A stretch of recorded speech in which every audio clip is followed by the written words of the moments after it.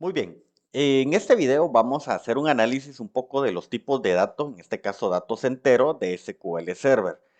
Yo me tomé la libertad de pasar cierto texto que se encuentra en la página oficial de la documentación de Microsoft, que acá les dejo el enlace en español, español de México, para que puedan ver un poco pues lo que nos dice Microsoft sobre este tipo de datos. A nuestra página y la documentación dice, los tipos de datos numéricos exactos que utilizan datos enteros, para ahorrar espacio en la base de datos, usa el tipo de dato más pequeño, que puede contener todos los valores posibles de manera confiable. En la tablita de abajo que estamos viendo acá, por si no ven, voy a hacer un poco de zoom. Aquí tenemos los 4 tipos de datos numéricos exactos, o vamos a ver qué palabra, sí, exactos. Esto significa que, por ejemplo, no vamos a tener decimales o algo por el estilo, pero una de las recomendaciones que nos da la documentación de Microsoft es que, por ejemplo, si vamos a guardar un valor, por ejemplo, la edad numérica, no calculada en base a fecha, sino la edad como tal, en vez de utilizar el int, nosotros deberíamos de estar utilizando el time int. ¿Por qué? Porque su intervalo es de 0 a 255. Esto significa que cumple perfectamente porque, primero que nada, no tenemos o no vamos a encontrar a una persona viva de más de 255 años o menos de 0, pues no sé cómo sería eso. ¿Y qué significa eso? Que cuando guardamos un valor, en este caso de edad en time int, lo que estamos ocupando de espacio en nuestro storage es de 1 byte. Caso contrario, cuando guardamos la edad en un int, estamos utilizando 4 bytes. Ah, pero ¿qué son 4 bytes? Ok, es poco, pero en relación de cantidad de registros, pues ya se empieza a multiplicar, pues, o sea, también como parte de nuestros estándares deberíamos de ir orientándonos a utilizar lo que corresponde.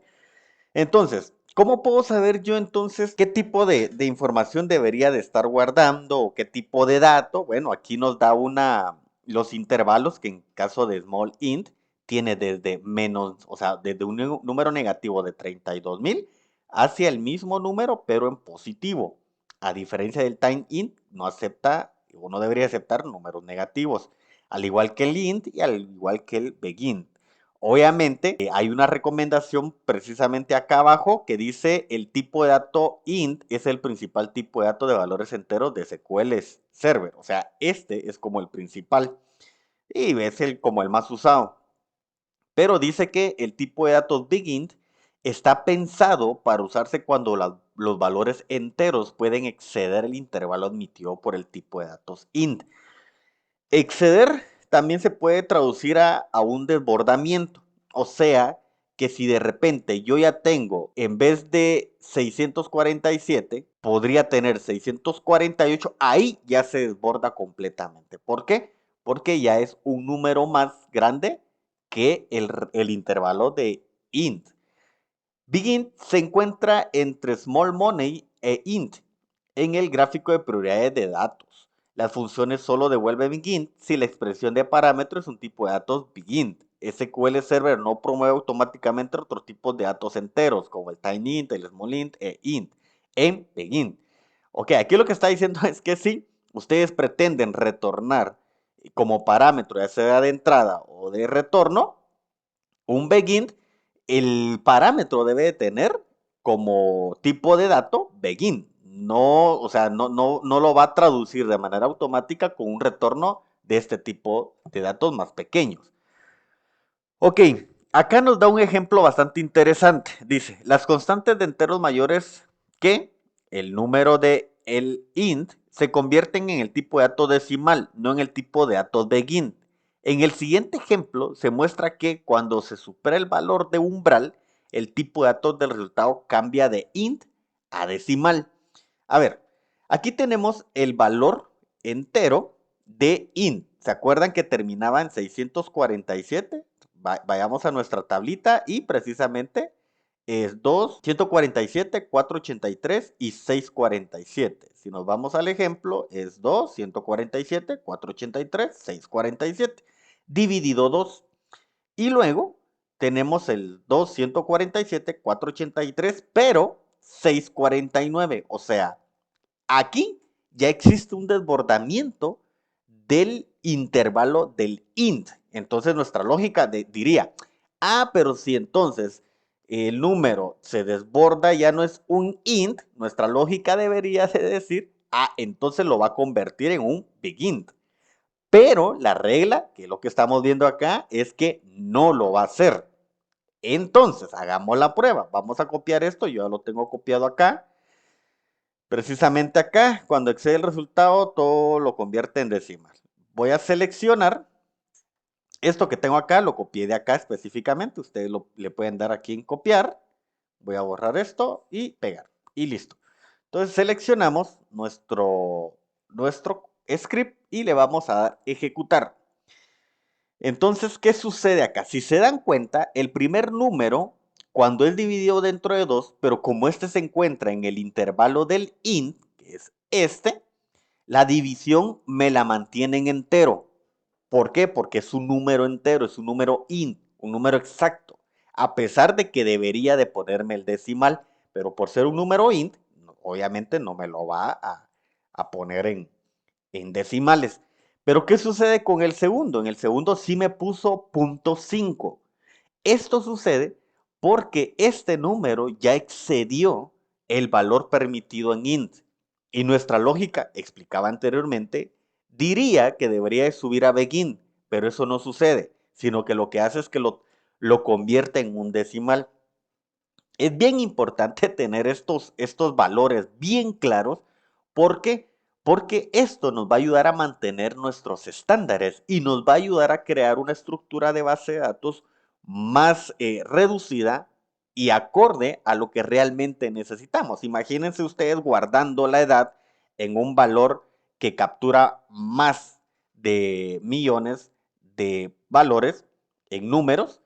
Es un desperdicio, pues prácticamente de espacio y obviamente crítico en nuestros estándares de desarrollo. Pero bueno, para eso estamos acá, para ir aprendiendo.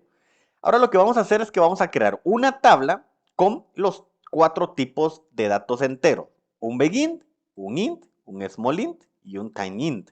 Luego de eso, vamos a hacer una inserción de 4 tipos de valores que corresponden a cada uno de los tipos de datos en su expresión máxima. Y luego hacemos un select solo para ver cómo se guardó la información. Este solo es como para ver. Si quieren, vamos, como todos tienen Go, vamos a ejecutarlos todos. Y tenemos entonces acá que esos son los valores máximos que guarda cada tipo de datos. O sea, yo si escribo acá 256 ya no me debería de guardar ese dato o me debería dar una alerta o me lo debería convertir, bueno, entre otros tipos de escenarios.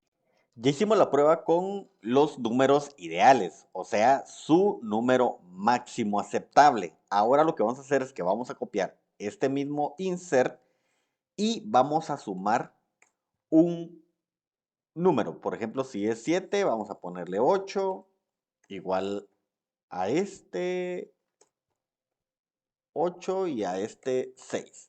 Vamos a seleccionar solo este insert, vamos a ejecutarlo y nos dice que hubo un overflow en la expresión del tipo begin.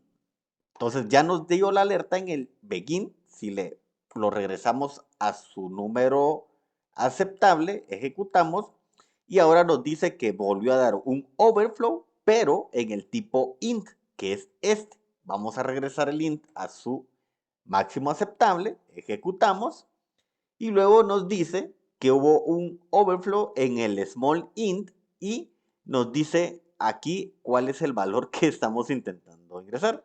Interesante que dependiendo del tipo cambian el mensaje. Este fue más lógico.